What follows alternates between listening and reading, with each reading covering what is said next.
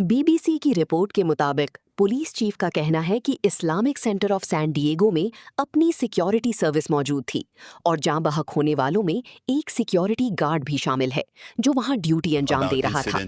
उन्होंने मजीद बताया कि करीब मौजूद एक माली लैंडस्केपर पर भी फायरिंग की गई, ताहम वो जख्मी नहीं हुआ। पुलिस अफसर वाहल के मुताबिक जाए वकुआ पर सूरत हाल इंतहाई अफरा तफरी का शिकार थी और वहां तकरीबन 50 से 100 पुलिस एहलकार मौजूद थे। दूसरी जानिब एसोसिएटेड प्रेस ने रिपोर्ट किया है कि पीर के रोज Islamic centre of San Diego में फायरिंग करने वाले दोनों मुश्तबा अफराद हलाक हो चुके हैं। ये मालूमात एक पुलिस जरिए ने नाम जाहिर ना करने की शर्त पर फराहम की क्योंकि इसे मजीद तफसीलात बताने की इजाजत नहीं थी। हक्काम के मुताबिक उन्हें यकीन है कि Islamic centre of San Diego में मुतादिद अफराद को गोलियां लगी हैं। ये मस्जिद सैन डिएगो की डाउनटाउन से तकरीबन 9 मील 14 किलोमीटर शुमाल में वाक़ई है, ताहम मजीद तफसीलात जारी नहीं की गई। मस्जिद की वेबसाइट के मुताबिक ये सैन डिएगो काउंटी की सबसे बड़ी मस्जिद है। इसके कैंपस में अल रशीद स्कूल भी शामिल है जहां अरबी जबान, इस्लामियात और कुरान की तालीम दी जाती है। फजाई टीवी फुटेज में देखा गया कि 1 दर्जन से जायद बच्चों को हाथ पकड़कर मरकज की पार्किंग से बाहर निकाला जा रहा था, जबकि पूरा इलाका पुलिस गाड़ियों से घिरा हुआ था। सफेद रंग की ये मस्जिद एक ऐसे इलाके में वाक़ई है जहां घरों, अपार्टमेंट्स और मशरक़ी वस्ता की रेस्टोरानों और मार्केटों की भरमार है।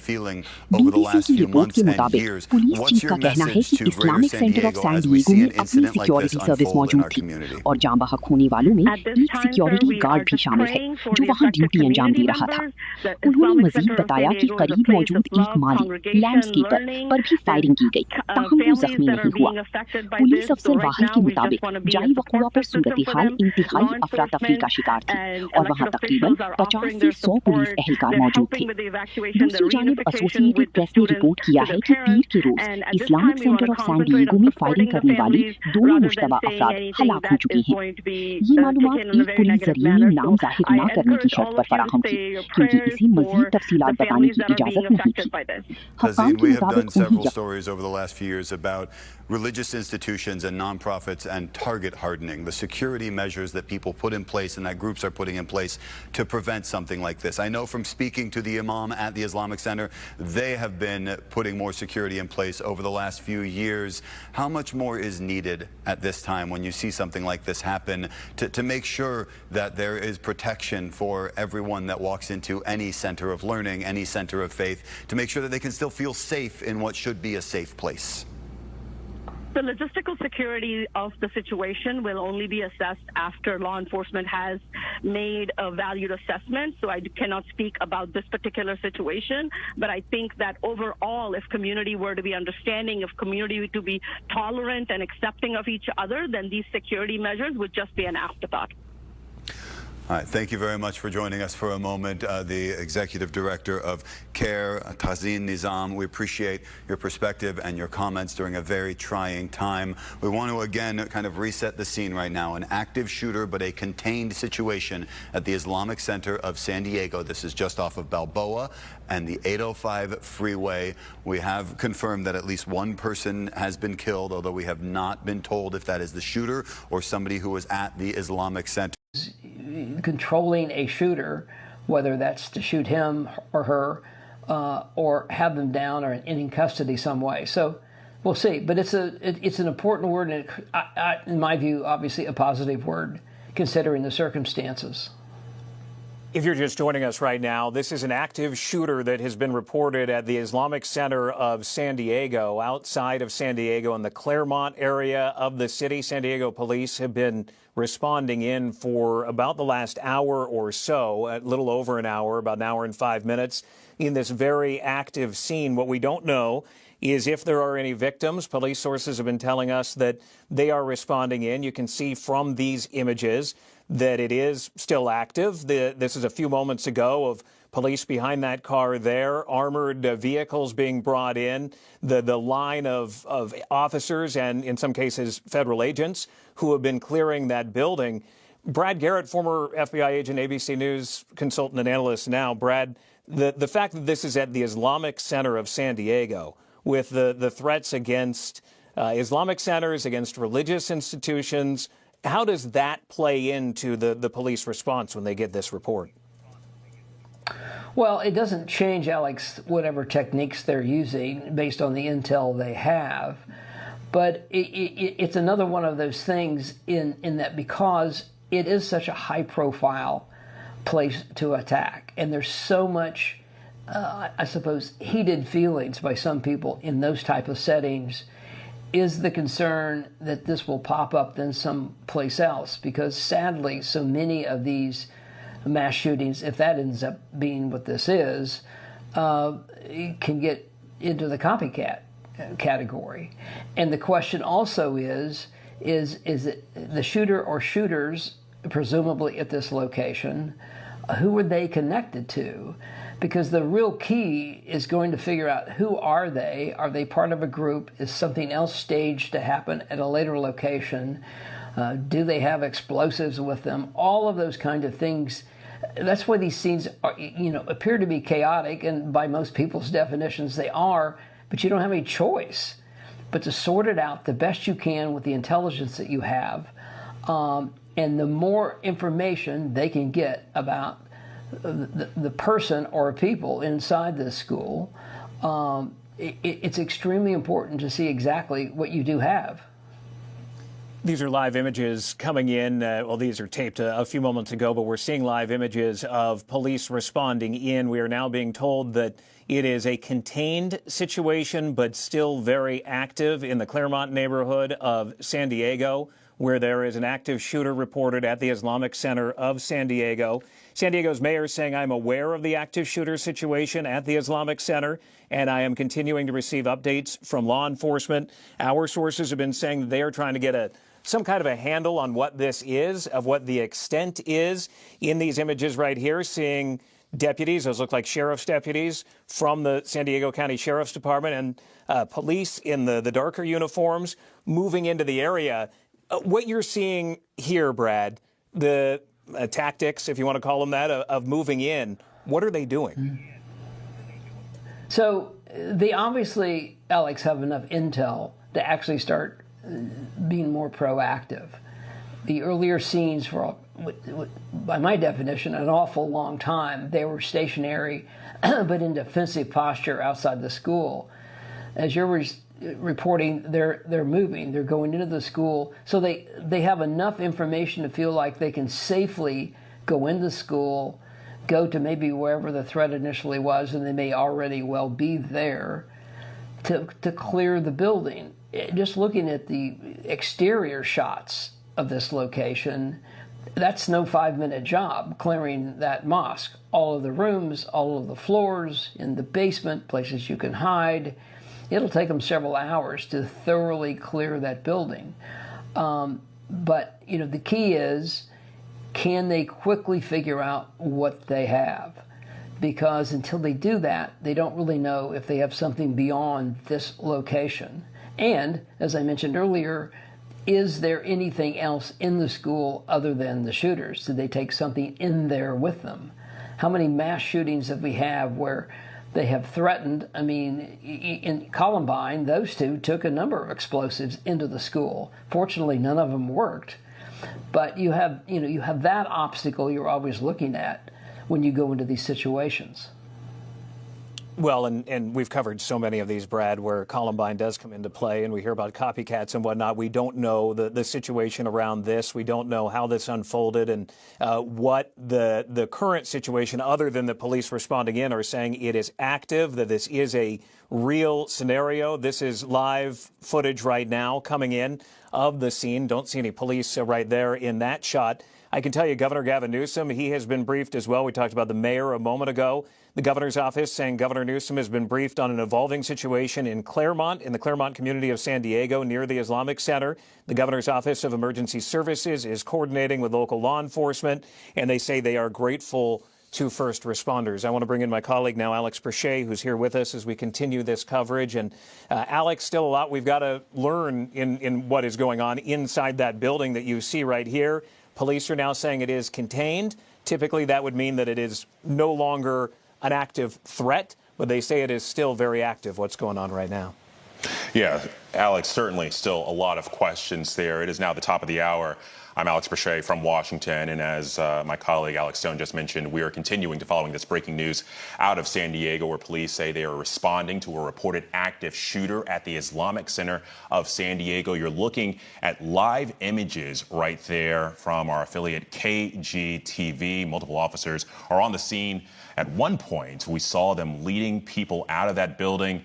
The city's mayor saying that emergency personnel are actively working to protect the community and secure the area. And I will say, it's probably hard to see from this vantage point, but this is the largest mosque in San Diego County. Its history, it's had a large security presence around it. It's surrounded by a fence and has had heightened security over the last couple of decades. But I want to bring in a retired FBI agent, Brad Garrett, who I know has been tracking this with us. And Brad, I know you were seeing the images of folks being led out of there. You were also seeing the police response. I'm curious, I mean, what have you made of the situation so far?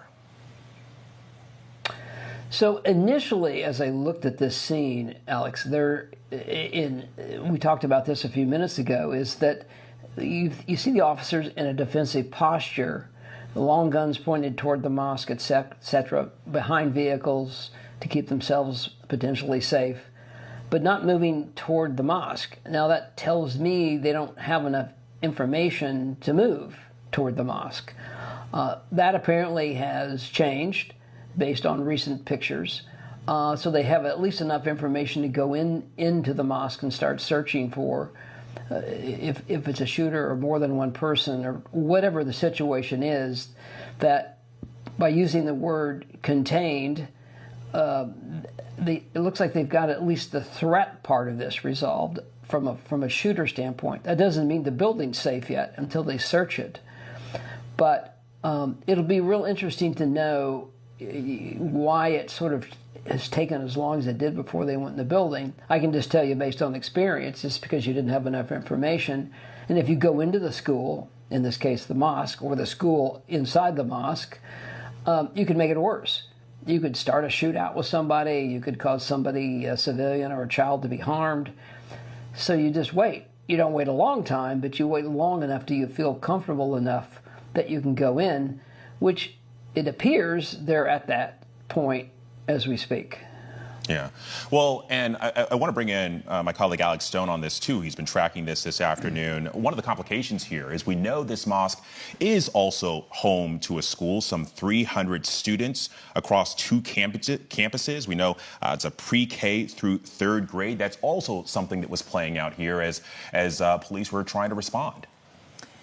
That's right. And Alex, early on, we saw images of what looked like children being led out hand in hand. I mean, one of the most heartbreaking things that you're going to see when there's an active shooter like this is if it is at a school, and to see young children coming out, no doubt scared. They're being led by armed officers who are in their uniforms. Right here, you see these images where police are going to try to put their long guns down if they can and try to be as non-intimidating to the children as they can be, and then to get them out, leading them out in that single file line right there. We don't know if any children were involved in this. We don't know where in this building, if there was a shooting in the building, where inside it was, if there are any victims at this point, all of that. And I've been in between us talking, making phone calls and talking to police, and they say they just don't know yet, that this is unfolding for them as it is unfolding for us right now, and that they don't know a lot. But it's been quite the scene of seeing those children come out.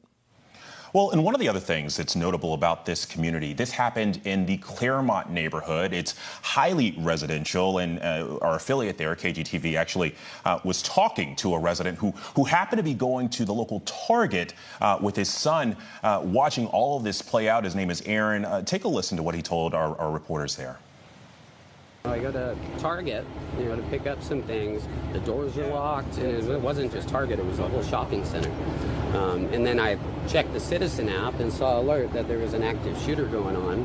I have a son right over here in school, too, so I figured, I got to see what's happening and alert the public. So I went live. What was going on in your head when you found out there was an active shooter? It was it's confusing, it's nerve-wracking. I mean, out of all places, like the mosque, you know? I mean, you're dealing with 2 schools right here, another school right down the block where my son goes, so I've never seen a presence like this. And your son is safe right now? He's safe from what, yeah, he's safe. Seeing the massive law enforcement response out here, what do you make of that? You know, I gotta say, they got here fast. Like, and they just kept flowing in. It's good to know that, you know, obviously they care. We're protected. I mean, I had an officer yell at me when I got too close, but I know it was for my safety. So it's good to know they're here, but this amount of presence, you know, that they have makes you wonder, like, what was the motive? What were they doing? Is it just a shooter? And what happened, you know, Exactly. No word on fatalities or injuries or anything like that. And, you know, as I was live on Citizen, you see people in the comments, oh, we can confirm this, oh, we can confirm this. But it's like everything nowadays, you have to fact check. So we really don't know what's going on because the officers obviously are still investigating and they're not going to say anything at this point. Now, you were telling me you've lived in the area for like 10 years or so. Have you ever seen anything like this around here? Never. I mean, I see police helicopters flying over. You know, you get on the Citizen apps, kind of figure out what's going on, but never like this. Yeah, and Brad, you can really hear the emotion in that father's voice. Obviously, he was there with his son, but hearing something like this and seeing something like this play out in his backyard certainly really kind of brings us home. But he also talked about the police response here, and it's not just San Diego police. You also had the ATF that was on scene, and possible other law enforcement agencies. Can you talk about just, you know, how a call like this really mobilizes law enforcement to respond? So, Alex, in almost every jurisdiction, even rural jurisdictions, they have a plan of when a mass shooting or a reported mass shooting or catastrophic event occurs, you get pulled from every agency, city, county, state, and federal, to respond to the scene. And then, depending on what it is, they'll sort it out once they get there. But, you know, sadly, because you and I have way too many conversations about mass shootings, is it becomes a regular thing. And departments and agencies, they train to a certain extent for these, because if this ended up being prolonged, it looks like this is not going to fall in that category. But if it had been, by this point, there's going to be a command bus there in the upper management of probably SWAT and the police department and maybe the county police, depending where Claremont falls, are all together along with federal agencies as to what do we have, how do we utilize the manpower. Because the real key, obviously, is you look at that scene, there are literally hundreds and hundreds and hundreds of cops at that scene.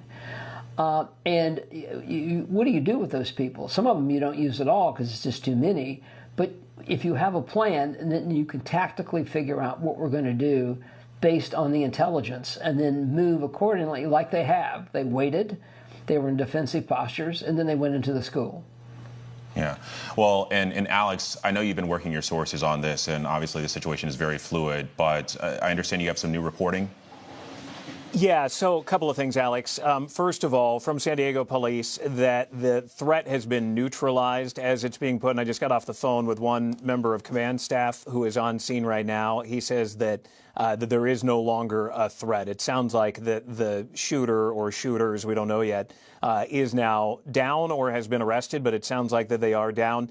On the side of victims, my question was, are there victims? And it was yes, and in the plural, and it was yes. But we don't know any more than that as they are actively working it right now. But everything is now going to begin slowing down because a threat is no longer there, as they have cleared the building. They think this is over and done, and that they can now figure out what the extent is of what they've got. We may be hearing from the chief of San Diego PD here in a few minutes, but they believe the threat is now over.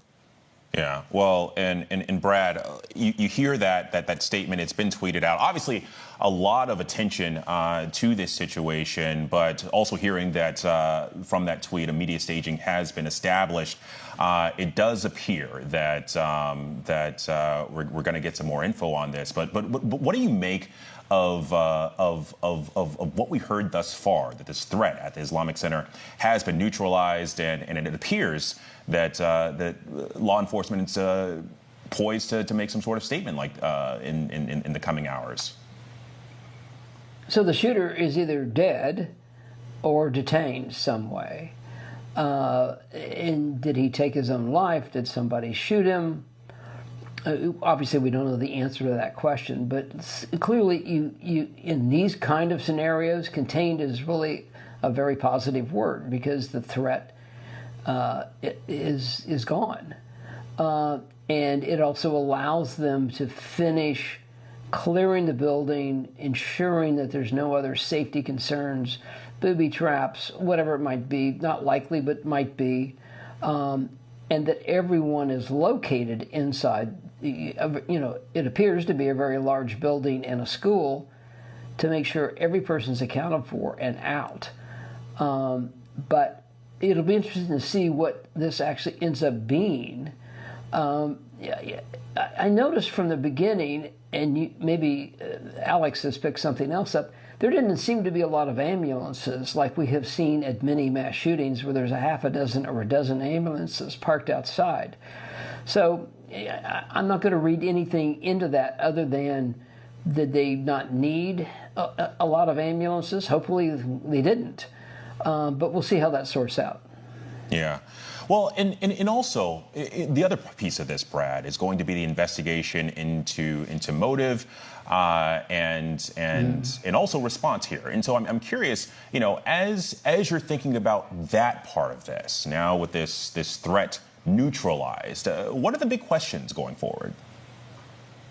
Well, the big question obviously is, who are the folks or individual inside? What was their motive? Was this driven by some hatred towards folks, of the Muslim faith? Was it personal? Because one of the keys is immediately doing a background on the person that's either deceased or in custody to see about his or hers connection to other groups, other individuals. Was there something planned online? If they're younger, what sort of social media profile do they have? All of those things play into immediately figuring out, with the FBI and others to help them, because if this has connections at all to a group or other individuals, you need to know about those, because what are they going to do? Or did they participate some way in whatever has happened today?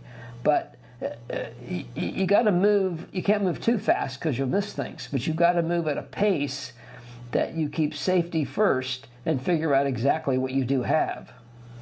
Yeah, certainly. Well, and we have just heard from San Diego's mayor via X. He has said San Diego PD has confirmed that there is no longer an ongoing threat to the community. He's thanked San Diego police, also San Diego's fire department, and all of the law enforcement partners who have responded quickly to protect the lives and secure that area.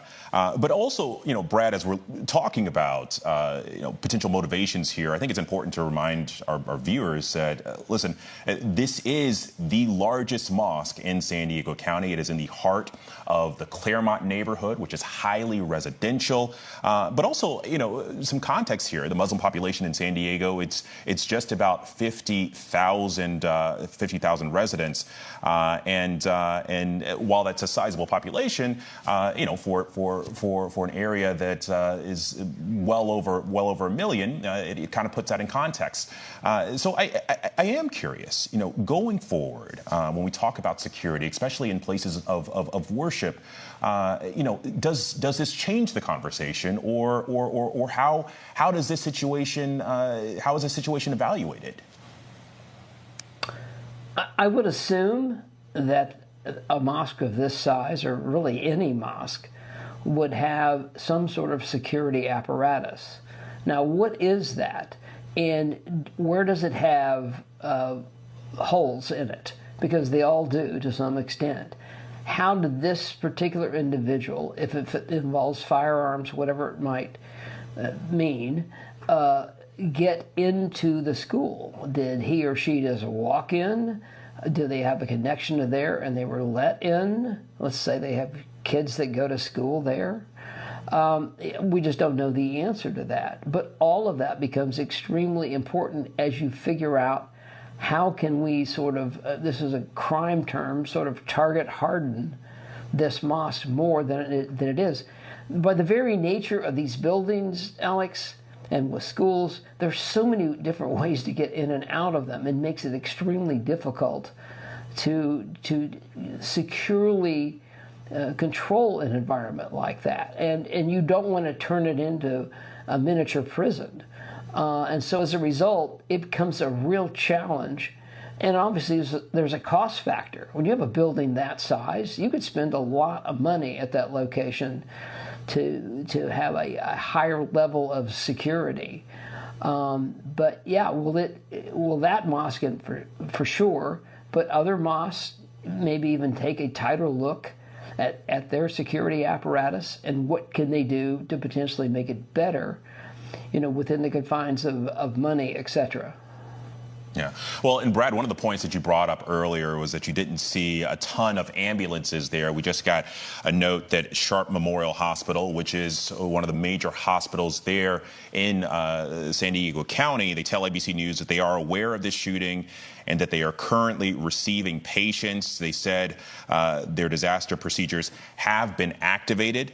No word from them on the number of patients or the range of injuries, but we do know they have said that they are receiving patients. But, Brad, it is notable, as you pointed out before, that certainly seeing a huge police response, but not necessarily a huge medical response in terms of ambulances. Mm-hmm. So maybe the initial reporting was that there were a small number of injuries, or there's not any injuries of a critical nature. You're going to send medical personnel, based on the initial intel that you have, because obviously some of these shootings we dealt with big numbers, multiple people shot, multiple people killed, and you need a lot of ambulances in that situation. So it's gonna. There's a number of variables that will affect what this really is. Did a person go in there to maximize the number of people they hurt? Did they go in there because it was a personal vendetta against person A, person B, whomever it might be, or because the motive many times drives how lethal these shootings are. Clearly, a lot of these school mass shootings where a kid is just angry at the world, angry at the school, he or she are going to try to kill and shoot as many people as they can. Is that the scenario here? We just don't know. It doesn't feel that way, but we don't know that yet. And we'll see what the medical folks have to say and maybe what the San Diego police chief tells us in a few minutes. Yeah, well, and as Brad just underscored, we don't know the motive here, but we do know that while this is the largest mosque in San Diego County, it's also home to a school, some 300 students across 2 campuses. That school serves pre-K through 3rd grade. But Brad, the other thing that we know is that actions like this, situations like this, don't just happen in a vacuum, right? They have implications in other parts of the country and sometimes other parts of the world. We've already heard from the New York Police Department. They've put out a post on X saying that they're closely monitoring this active shooter situation at the Islamic Center there in San Diego. They don't currently know of any nexus to any ties to NYC or specific threats in New York's houses of worship.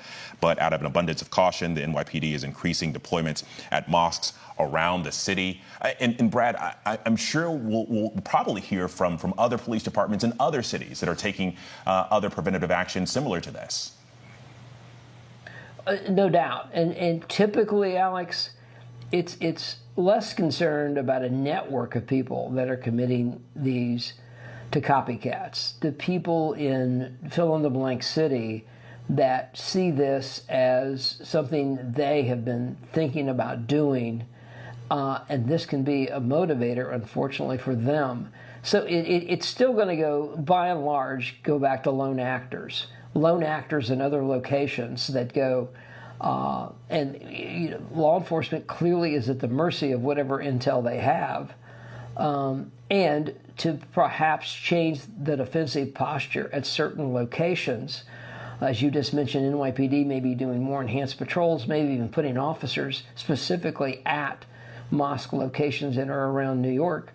You may have a similar thing in other jurisdictions or communities, but again, a lot of that's going to be driven by what intel you have.